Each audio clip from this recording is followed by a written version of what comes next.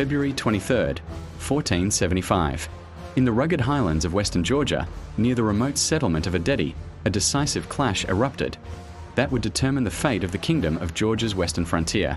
The once powerful Georgian kingdom had fractured under pressure from internal rivalries and the relentless advance of the Ottoman Empire. Regional princes, foreign powers, and ambitious warlords all sought control of strategic mountain passes and fertile valleys.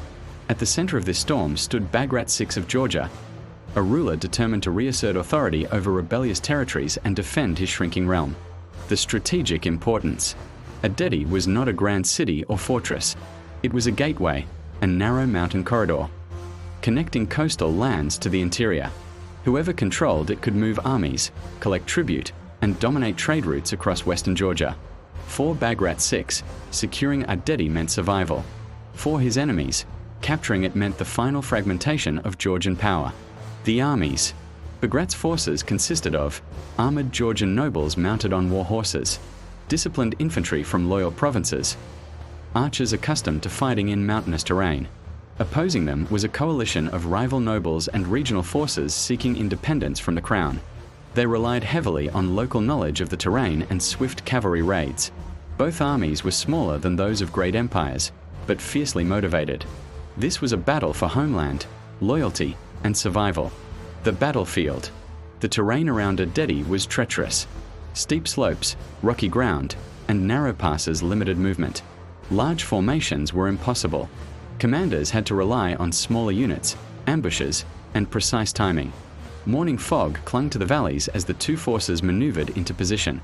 The opening clash. The battle began with skirmishes between archers positioned on opposing ridges. Arrows streaked through the cold mountain air. Shields splintered.